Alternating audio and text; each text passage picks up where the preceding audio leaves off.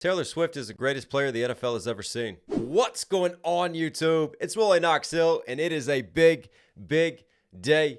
Listen, it's been a minute since we have dove into the world of Taylor Swift. I'm well aware she just dropped a brand new album. So we're going to do an album listen for the first time. Obviously, we know we had issues with the last live stream that we did. So to clear copyright, we're going to have to edit this one up. But if you want to see the full unfiltered, unedited reaction, it will be available on my Patreon, but we're going to hit all the highlights on this. We're going to dive into this. I couldn't be more excited to see what she brings to the table. Looks like we have 12 tracks of just pulsating, pumping, and a very happy Taylor Swift, who is now engaged, who has been with Travis Kelce for a minute. So I wonder what type of music we're going to get from her now. You know, her mind frame, her space, and where she is. And you know, obviously music takes time to release. So we'll see if this is a reflection of the current times with Travis Kelce, if this is a reflection of times past. You never know what happens with Taylor, but one thing that is guaranteed is that she uses her pen, she uses her music as an outlet to release her emotions, to find herself, to express herself. So I expect no less from this one. So without further ado, let's dive into it. First and foremost, we got the fate of Ophelia.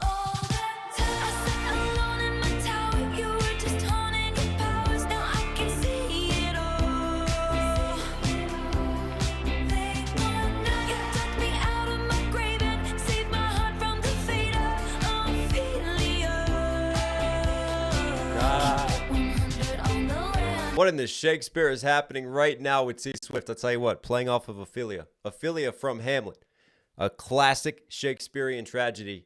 And what happens to Ophelia? I heard a line about her drowning in her misery. Ophelia died through drowning, but she died through heartbreak. She went crazy in the end. Hamlet was very hot and cold with her, on and off. And you could probably see how Taylor relates herself to a character like Ophelia, feeling like maybe her life is like a Greek tragedy with the hot and cold of relationships, being driven to madness. Ophelia was kind of lost into her own realm, her own mind, expressing herself, handing out flowers. Taylor feeling like she's handing out flowers and never getting them returned. I think there's a lot of parallels there. So really interesting just hearing this writing. But for me, this definitely feels like a Travis one, like calling out on the megaphone. Feels like a classic romantic movie. You know, stood outside of the window, calling out on the megaphone, putting it out there and how they met. And he's a pyro, and they're lighting the world on fire. Some really clever wordplay, and then lit my night sky up as well, the symbolism, but still playing off of this is what Taylor's really good at with her pen game. You know, you give her a line, you give her something, a certain concept, and she's very good at honing in on that concept and then just having little words that just flip that concept and flip that. In this case, being a pyro, lighting up the night sky, setting the world on fire, them being like a match, a perfect match, and all of that. The eldest daughter of a nobleman, Ophelia lived in fantasy. But love was a cold bed full of scorpions. The venom stole her sanity. And if you'd never call. Love that little haunting sanity, just higher harmony, just back in the mix where she pushes. It's almost like she's going insane within the mix itself, because she still has this drop down insanity and just kind of holding that out, kind of breathy, almost Billie Eilish but then you just hear a push towards the back of the mix. But for me, before this, Was a cold bed full of scorpions. But love was a cold bed full of scorpions. love was a cold bed. Again, talking about her journey, but as well the journey of Ophelia, and then the daughter of a nobleman, which Ophelia was, and living in fantasy. I found that so fitting for Taylor because she lives in a world of fantasy, because she creates, right? She creates these works of fantasy, but they also are based on her life versus Shakespearean tragedy of Hamlet is a fantasy. Ophelia, who starts to go crazy in her own world, just gets locked inside her own head, inside her own fantasies too. Some layers to the lyricism. Locked inside my memory, and only you possess the key. No longer drowning and deceived. All because you came for me. Copies of Hamlet are about to be increased. I tell you what, I just love how we started with that piano and kind of that opening breathy note, and then we end on that piano and just kind of that final sort of drop down moment. But what a beautiful sentiment. And for me, it's a nice duality, because you have the tragedy of Ophelia, right? You have this darkness, and yet she's finding this light within the dark. She's finding this hope all of a sudden. The tragic romantic poet of Taylor Swift. Yeah, really enjoyed that opening. Elizabeth Taylor, do you think it's forever?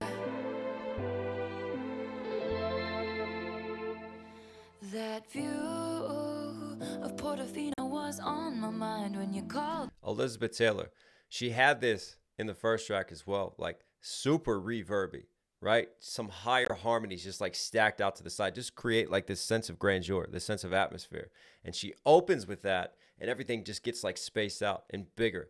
And then she follows that up with these opening lines, which are just her main mix. And again, a little bit softer, a little bit breathier coming in. That view of Portofino. Yeah, that's a nice little just like dynamic musically right there. Do you think it's forever? And then you have those nice higher strings just to match some of those higher melodies.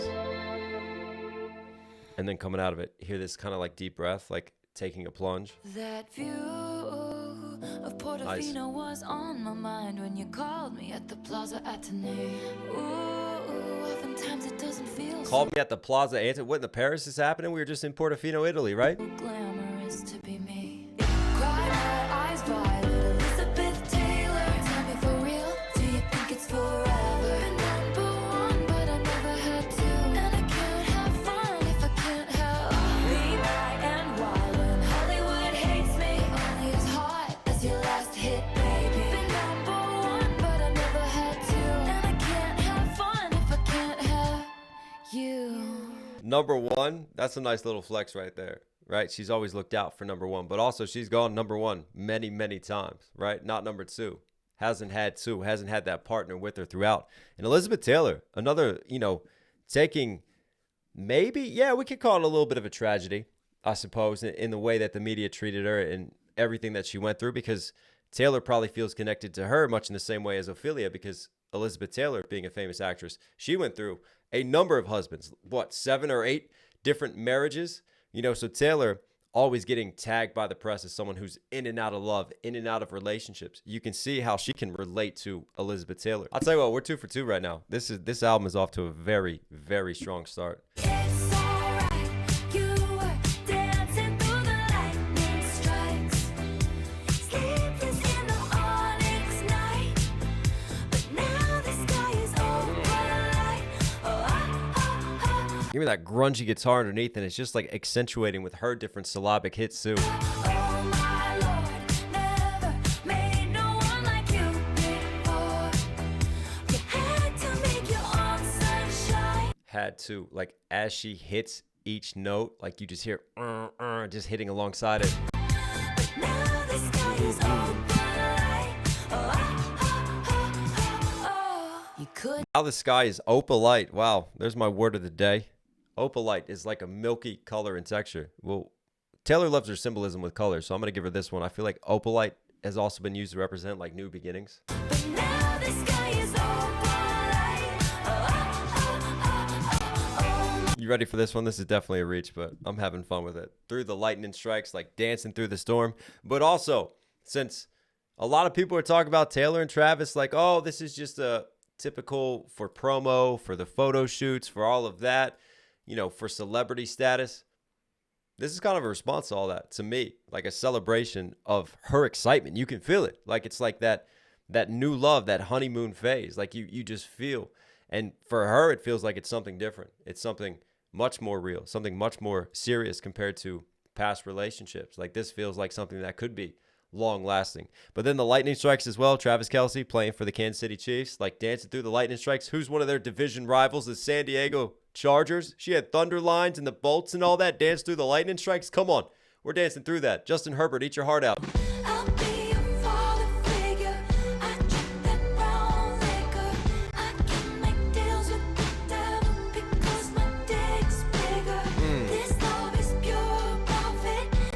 Did she just say I can make deals with the devil because my dick's bigger? She's diabolical, but she's a great storyteller. And like one of the ways for me that she likes to get back at people is like she'll storytell, but from their first person narration, from their perspective. So you think this is Taylor talking, but this isn't actually Taylor talking. Like Taylor's talking about taking someone under her wings. You remind me of a younger me. But then she pulls out the dick lines and it's all about a father figure. I pay the check before it kisses the mahogany grain. Said they wanna see you rise, they don't want you to reign. I showed you all Want to see you rise, they don't want you to reign. That's a dope line. the tricks of the trade. All I ask for is is your loyalty, my dear protege. I'll be a father figure. I drink that brown liquor. I can make deals with the devil because my dick's bigger. This love is pure. Drinking brown liquor, making deals with the devil. This is shots fired. You can't tell me Taylor Swift isn't a battle rapper. And for me, what's diabolical is just how lighthearted, right? How this beat is just like a lullaby, like putting you to sleep right now. You just kind of nod your head to it, but she's being vicious with it. Just step into my I'm pretty sure I know where this is going to. office. They'll know your name in the streets. Leaving with me. I protect the family. Yeah. I saw a change. I protect the family. Sounds like a very Italian type of phrase. Scott Borchetta, CEO of Big Machine, where she dropped many albums, where she was signed to and where she was discovered, right? A young protege. This has got to be him. This has got to be him, like taking her under his wing and the corruption that she sees within the music industry and making deals with the devil, trying to buy her masters because she was really upset with Scott because they offered her a deal back. All she wanted was her masters and they wanted to bring her back. And then what was the awful deal? It was like for every album you release, you get one of your old albums back so you can slowly over time, like get your masters back if you lock into another deal with us. And then what did he turn around and do? She didn't sign that deal and he turned around and sold her masters over to Scooter Braun. And we all know the Scooter Braun story and the shots fired at Scooter Braun in the past. So yeah, this is definitely all tying in with that. Yeah, I mean, what more needs to be said? Taylor is just, I think for me, whenever she's involved in drama or somebody wrongs her, she turns immediately to her music to deal with it. And she just has a great storytelling ability. And to tell it from his perspective, to flip it in this way, to show how she feels and to express that just like feeling of, you know, that trust being betrayed. You can sense that betrayal because what's the theme throughout this, right? The family. It's all about the family, right? Leave it with me. I've got it. I'll be your father figure. I'll take you under the wings, right? But that trust has been betrayed. That trust feels like it's been shaken by greed within the industry, all the scandals, everything else involved in this. Yeah, that's a hell of a way to put together a diss track, but make no mistakes, she's firing shots. Everybody's so punk on the internet. Everyone's unbothered till they're not. Every joke's just trolling and memes. Sad as it seems, apathy is hot. Everybody's cutthroat in the comments. Every single hot take is cold as ice. When you found me, I said I was busy. That Every hot take is cold as ice, hot to cold. Oh, I love that. take is cold. But yeah, apathy is like the new norm, right? It's all about polarization. It's all about hate. It's all about having people triggered. And the problem is that, I've said this many times, social media companies need to be held more accountable because they're automating everything now and they're just turning it over to AI. And what's AI learning? AI is learning that the more that we're upset, the more that we argue with each other, the more time we spend on these apps, the more we're engaged. So AI starts to promote content that is fringe or polarizing content that is more controversial. People who have balanced views, people who, you know, kind of sit back and are more stoic or more logical, they're not getting pushed as much due to algorithms, right? Their messages aren't being presented. So now you have just like this hotbed, this echo chamber of polarity, of hyperpolarization happening everywhere. And everybody wants to get that top comment, slam dunking on someone else, trying to look better over someone else. And now it's filtering out of social media into real life. You see it happening within the media. You see it happening within politics. You see it happening just with everyday interactions. It's getting crazy. But at the root of all this is this algorithmic driven engagement that promotes this just divisive content. And it's getting to a breaking point. It's getting terrible. And I'm going to make more videos. I'm going to continue talking about this. I'm going to continue making music on this. And I love to see Taylor also commenting on this. You know, the last time I laughed this hard was on the trampoline in somebody's backyard. I must have been about 8 or 9. That was the night I fell off and broke my arm. Pretty soon I learned cautious discretion. When your first crush crushes something kind. When I said I don't believe in marriage, that was a lie. Hey. Every eldest daughter was the first lamb to the slaughter. So we Funny how that's changed now, huh? all dressed up as wolves and we looked fire. But I'm not a bad bitch, and this is insane.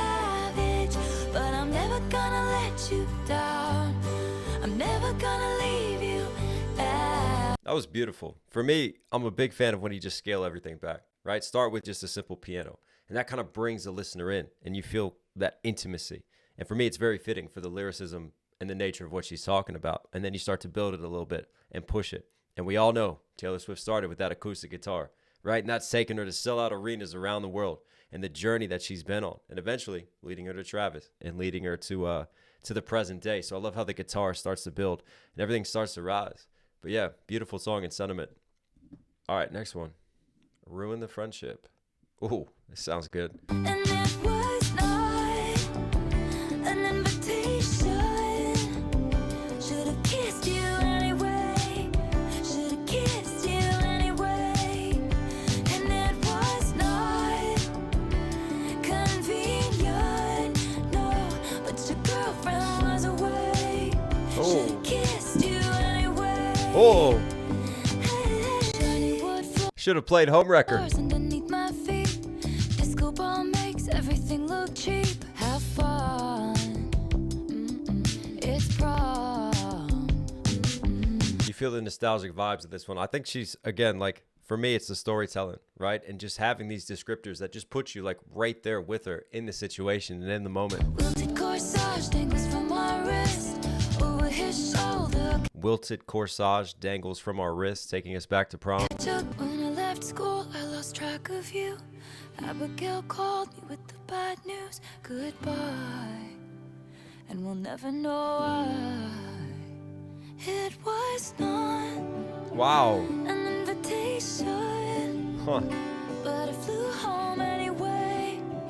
With so much left to say. It was not an invitation. I love how she takes that and now flips it into a more modern day sense, right? Because we were going back in time to those days, like those early days, those prom days, right? This sort of young possible love, being close friends, wondering if you should take it another step, take it to a more romantic level, obviously having significant others involved as well. So I love how she's taking those lines, not an invitation, but then all of a sudden it kind of flips its meaning. And she's very good at sort of like this mirror writing. Like you have like this one phrase that she repeats, but then the way that she follows it up, it changes where the meaning and the intent of that original phrase is going. I think for me, like we all have those regrets, right? Those what ifs. And it started that way for me. And it started off as innocent nostalgia and having those regrets. But then obviously as the song progressed, and then you had a new meaning. When she gets that call, she flies back home. And you understand why, because he's died, right? And then that regret just gets magnified and takes a whole new level of reflection now that death has become involved and death has drawn a veil over it, because there's this sense of permanence with death. Even when we have some of these regrets, like with another person, there's still kind of that, oh, if we could meet them again, if we see them again, like you never know. There's still that opportunity, right? Death closes any opportunities. Like for me, it was a girl that I was kind of seeing, kind of wasn't, like, and that was all me because there was just a lot happening at the time when my homie Nick died and all of that. But yeah, there was always kind of that what if, what things could have become if it was a different time, because timing can be everything in relationships sometimes too. And I'll never forget like getting that call that she was in a car accident and that she died. And death just inserts that sudden permanence into it. And I just find this song so relatable because, me going through that experience and going through those emotions and then feeling that it's kind of strange, when you lose someone that you were connected to in that way, but maybe you're not connected to the same anymore. And you have some regrets with that, or you have just some simple kind of what ifs and looking back and thinking about those younger years and what you might have changed. But now there's no more opportunities for that, but it forces you to address that. And I love how she took that and used the outlet of music and used this song to express that. Yeah, really good songwriting yet again. Like, again, I think she just excels so well at just taking themes and taking concepts and being able to develop them and to build a world around them. And for me, you had sort of like that little plot twist. Like, she's a great author, right? And that plot twist was all of a sudden the news of his death. And then that changes completely the dynamic of the song and the sense of everything with it. actually romantic we got next. I heard you call me boring Barbie when the coke's got you brave. High-fived my ex and then you said Boring Barbie, shots fired already when the coke's got you brave. you're glad he ghosted me. Wrote me a song saying it makes you sick to see my face. Some people might be offended, but it's actually sweet. And I know you think it comes off vicious, but it's precious, adorable, like a toy chihuahua barking at me from a tiny purse. That's how much it hurts. How many times has your boyfriend said, why are we always talking about it's actually sweet? What a diss. You're like a little toy chihuahua just barking at that bird. You're so cute, but you're so small. It's a really interesting flip, right? Because she gives it away with the boyfriend. Because I think at first, oh, what relationship is she talking about now? Like, what ex is she addressing? But she's not addressing an ex, right? And then the hints are there, and then she brings it all together. Like, she's actually addressing a female. I'm not sure which female she's firing shots at because there's been a few that have crossed her path over time. But somebody's getting a little obsessed, and I love how she like relates that to you're getting obsessive, and no man has treated me this way. So it's kind of romantic. Your obsession, like all of this, like. You know, haters deep down, they're really fans.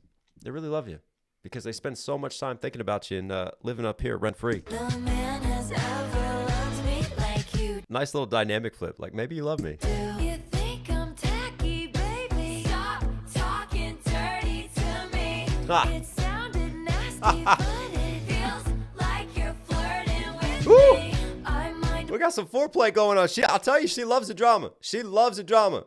It feeds her. You want to fire shots? You want to talk that ish about her? It's getting her excited. I love that flip. Again, Taylor Swift, battle rapper. You can't tell me otherwise. And that reminds me of a battle where I had an MC I felt like was getting obsessed with me. So I started to suggest and flip the sexuality theme and flip the theme of like being in love with me. Taylor Swift taking that mode and that approach with this. And again, as the saying goes, like the more hate that you get, address it. Wear it like armor. Be proud of it. And she's almost like being proud of this drama and showing that like it's not phasing her. It's getting her excited in this sense. And for me, that's a great way just to like retake ownership of a narrative, to kind of take things and flip it back. And again, very well written to get under her enemy's skin. Whoever the intended enemy, lover, frenemy is, you guys are going to have to comment below and let me know who that one is for. Wow, that's wild. If she comes out in interviews and talks about who that is, yeah. That's shots fired. They want those bright lights and Balenci shades and a fat ass with a baby face. They want it all. They want that complex female character. They want that critical smash palm d'or and an Oscar on their bathroom floor. They want it all. I just want you. Ooh. Have a couple kids, got the whole block looking like you. We tell the world to leave us the fuck alone, and they do. For me, it's like they want that. She starts first talking about like female, to me, musicians, right? Wanting that fat ass, wanting the glitz and the glamour, and like showing all of this off, but wanting this Hollywood lifestyle, wanting the success. Whereas she is happy with just with the driveway with the basketball hoop now, because she's thinking about Travis. She's thinking about having a totally different lifestyle, that sort of white picket fence, like settling down. And for me, I think the second verse is flipping like the Real Madrid contract and all that, like an athlete now, like a male athlete now wanting all of this. And what a male athlete like tries to shoot for and tries to achieve, right? This glitz and this glamour, this very shallow lifestyle, right? There's not that person to come home to at night. You got like the dogs at home. You got all these, different models you're going through and whatever, but there's not that one. There's not that true stability, that true connection. 'Cause I know what I want. I just want you. Wow. Hey, man, it just makes me think of my better half, right? And, I've been fortunate this past summer to travel to do shows. And obviously, I've built a platform nowhere near Taylor's level. But you think about when I met some of my peers and what some of these people still strive for and what they want to achieve, in terms of fame, in terms of money, in terms of attention. And for me, the one thing that keeps me balanced through this journey and keeps me grounded is her. It is my wife. And I hope that Taylor gets that. You know, there's nothing like having that best friend that you can trust, but that you're also in love with. And she talks about it here. What a beautiful sentiment in song. Like you talk about wish list. Her wish list has completely changed. Daisy's bare naked, I was distraught. He loves me not. He loves me not.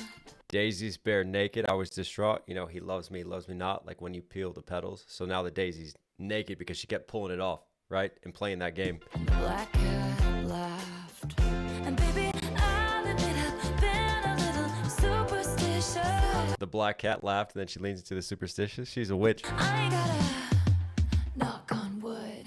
Nice. Only that bitch wishing. Knew that was coming. She starts talking about black cats and superstitions and setting all that up. And, you know, you say something, you knock on wood, right? Hoping that it doesn't get proven wrong. And then I love how you hear the knock sound right there as she sings it. Redwood tree, it ain't hard to see. His love was the key that opened my thighs.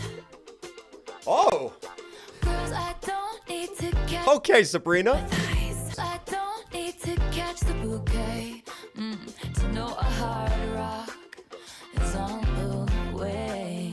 And baby, I'll admit it. Sexual innuendo game is strong on this. A hard rock, the ring is on the way. She doesn't have to catch the bouquet versus a hard rock.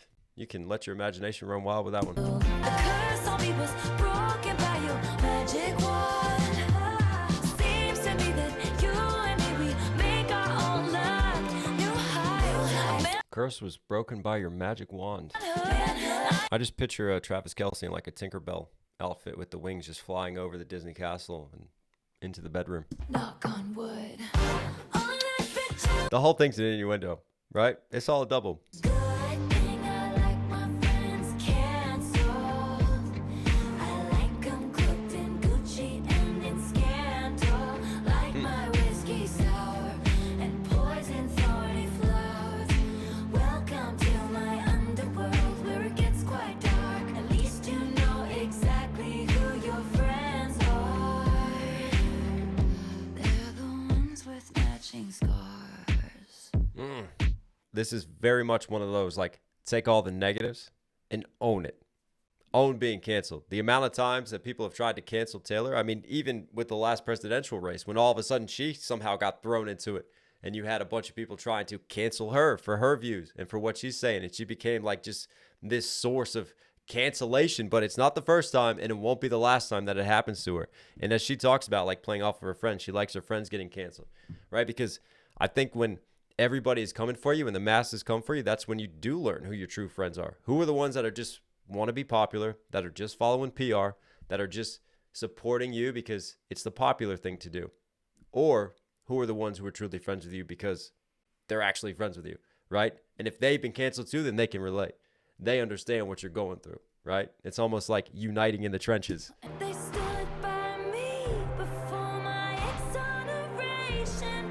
They believed I was innocent, so I'm not here for judgment. No. But if you can't be good, then just be better at it. But if you like some of these, just more like just with the cinematic kind of epic hits and surrounding, and then her coming through yet again with this very like whispered, breathy cadence. It reminds me of like Lord, like a classic Lord track, you know, just with everything just hits so opulent and cinematic out wide. And then she's just kind of approaching this so measured and just like almost lost in her own world, in her own intonation. And soon you'll learn the art of never getting caught. It's a good thing I like Nice. friends canceled. You know that I ain't come close. Oh, the troll game is strong there. Learn the art of never getting caught. Can't you see my infamy loves company? And they broken you like they broken me. But a shot at My infamy loves company. Love that line. glass is a lot more sharp. And now you know exactly who your friends are. You know who we are. We're the ones with matching scars. Yeah, even that right there, like that last line of delivery, such Lord vibes for me. Matching scars. And you kind of let that fade off. And for me, clever too. Because every time that a controversy happens and you start searching Taylor Swift canceled, Now this song pops up at the very top of the algorithm. Nice way to just like flip that. And again, take ownership of something and just twist it completely into a positive. When anyone called me sweetheart, it was passive aggressive at the bar, and the bitch was telling me to back off, cause a man had looked at me wrong.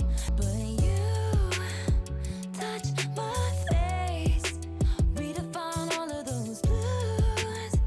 When you say, honey, summer today, those blues. When you say, Redefine all those blues, that sadness, but also like Travis, I'm pretty sure Travis has blue eyes, right? So flipping those blues when you say honey. And again, I talked about this before, like taking a certain theme, a certain phrasing, and then it has one meaning and one intention. And in this case, like she's being talked down to. It's being used in the wrong way for her with honey. And she's got just a negative association with it. But then all of a sudden, Travis comes in, the right person comes in. And now that simple word that she's playing off of has a new flip and a new meaning. And that's why she also kind of changes the way that she delivers the line honey here too. honey, Oh, a little switch up. Yeah, I'm ready for this. honey, if you want, because I'm the one you want. I'm the one you want. You give it different meaning, cause you mean it when you sweetie, it's yours. Kicking in doors, take it to the floor. Give me more by the paint and the color of your eyes. And graffiti my whole damn life, honey. Look, I know we love drama. We love polarization and controversy. And probably we love Taylor when she's going through heartbreak because she's amazing at writing about it and that pain and that angst. But for me, one of the consistent themes throughout this album, she's in love and she's happy. And there's something wholesome there. There's something more lasting, something that just feels deeper. And if you hate that, well, you're just a hater then. Maybe you're miserable and you need to look in the mirror. But yeah, it's nice to have just like some songs of like celebrations of love. Like, I don't know why. Like, I want to go just give my wife a big hug right now and tell her how much I appreciate her. And yeah, I can't hate that, man. Always on. The Life of a Showgirl. That's what we got. That's the final one. Her name was Kitty, made her money being pretty and witty. They gave her the keys to this city, then they said she didn't do it legitly. Pretty and witty, kitty, legitly. Nice little internal rhyme schemes popping off. I bought a ticket, she's dancing in her garters and fishnets. 50 in the cast, 0 missteps. Looking back, I guess it was kismet. Fishnets, 50 in the cast, playing off of like fishing and casting and then flipping the cast. We got some bars on this. Waited by the stage door, packed in with the autograph hounds barking. And then the stage door, like the cast stage door. She's flipping. I said, you live in my dream. Then she said to me, hey, thank you for the lovely bouquet. You're sweeter than a peach, but you don't know the life of a showgirl, babe. And you're never ever gonna wait. The more you play, the more that you pay. You're softer than a kitten, so you don't know the life of a showgirl, babe. And you're never gonna wanna. Isn't that ironic? Because obviously the character who we're talking about, that it seems like Taylor's looking up to, because she's a younger Taylor here, like looking up to a showgirl named Kitty. And then she says that you're softer than a kitten, coming from someone named Kitty. I just found the irony flipped into that. But the more that you play, the more that you're going to pay. You don't understand the vices and the downsides that come with this life. And for me, that's just kind of breaking the fourth wall. That's sort of a greater meta. And here we're breaking into how she deals with the fame. And she talked about this on a couple of these songs so far on this album, right? The fame in relation to intrusive on her relationship and how she feels with Travis. Also in the song Canceled, the fame trying to cancel her, right? All of the negativity on social media and kind of taking that and flipping it and wearing it like armor. And here it all comes back around. This for me is kind of her way of addressing, you know, the ups and also the downs that we see, that we idolize with a celebrity, that we often see the glamour and the lifestyle, but you don't understand the price that truly comes with it.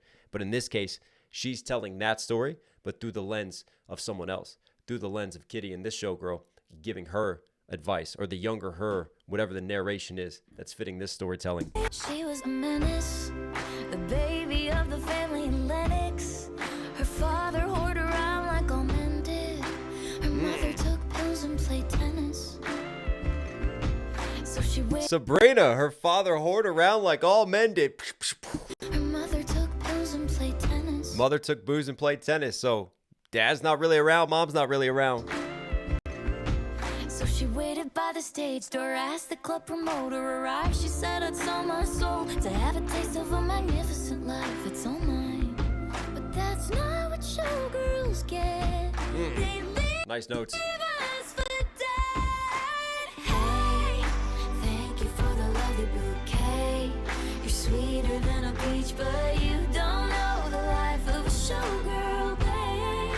And you're never ever gonna. That's great mixing on their voices. What a female duet. I took her pearls of wisdom, hung them from my neck. I paid my dues with every bruise. I knew what to expect. You wanna take a skate? Took her pearls of wisdom. You know, when someone passes on their pearls of wisdom, their knowledge that they're teaching versus like literally playing off of pearls. And again, another double entendre bar and flip right there. And this little just sort of clap flip up, almost like a showgirl. You know, you have that moment like on the stage. When you switch it up, you get the crowd involved. They start clapping. This happens right here. Hung them from my neck. I paid my dues with every bruise. Pay my dues with every bruise. It almost gets more theatrical with the delivery. Almost like a Hamilton, kind of like switching to a little bit of like a rap flow. And all the headshots on the walls of the dance hall are of the bitches who wish I'd hurry up and die. But I'm immortal now, baby dolls. I couldn't if I tried.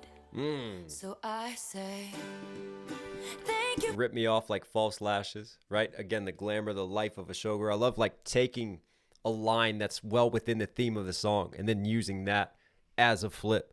And then again, for me, it's the conversational tone because Sabrina has so much personality, right? So it's almost like this song was really well constructed for her to complement Taylor. Like when we dive into sort of like this switch up, this clap track, and this more like just conversational, like dialogue coming along for the ride with it. It's perfect for Sabrina's style. It's great for the moment of the song and the story that's being told, but it also breaks the fourth wall and literally applies to both of their careers and addressing the hate and the jealousy. The collab I didn't know I needed. What a way to end it too. Yeah, I really enjoyed that song because it had some of that showgirl theatricality in the way their voices blended and the way that they came together. Like obviously two different styles, but they meshed perfectly on that track. Yeah, that was a great chorus and melody too. Really enjoyed that. And that's it for the album journey, The Life of a Showgirl. I'll tell you what, yeah, this album feels very wholesome. It has the right mix for me. Like you still have some of that Taylor Swift taking shots, not afraid to talk her ish, right? To fire some darts at people who have wronged her. Like you have that, and you have that drama that people love, that fans will enjoy. But at the same time, you have a Taylor who seems very secure. This is a very mature album. This is a very happy, wholehearted album from Taylor. You know, talking about her love with Travis, talking about, you know, their relationship and looking forward to the future. Like you feel hope, you feel the light. Very tongue-in-cheek tracks too, especially Wood, just playing off of the doubles and the innuendos and the sexual things of that, you know, just showing a different side, a different dynamic from Taylor. But yeah, overall, I felt like very strong production, very strong hook writing. And for me, she always shines as a storyteller. Like the storytelling tracks are so well put together and crafted. And I love the way that she is able to insert herself into other people's perspectives and just to write from different angles and from different narratives and to weave those into music and to really bring that all together. And one of the highlights is definitely the duet with Sabrina Carpenter and just that collab coming together. One of the few collabs, one of the few features that you actually got on this album. But talk about saving the best for last. Yeah, I enjoyed that. Taylor Swift, you were Knox certified. Hope you guys enjoyed today's video. Listen, here at the end, don't forget the full unfiltered album breakdown is out on YouTube. Obviously, we had to chop it up a little bit because last time we did the full album live stream, you know what happened. It got blocked. So if you want to see the full unfiltered reaction, it is out on Patreon now. I will put the links below. But yeah, I really enjoyed that. And in the meantime, if you're still here, support the channel, subscribe, notifications on. It all helps. Go copy merch, knoxmusic.com. We got hats, we got shirts, we got hoodies, everything you need. If you want to rep the brand, if you want to support, it all really does go a long way. All right, everyone, stay safe, stay positive. Take care of these, take care of these. I'll catch you again.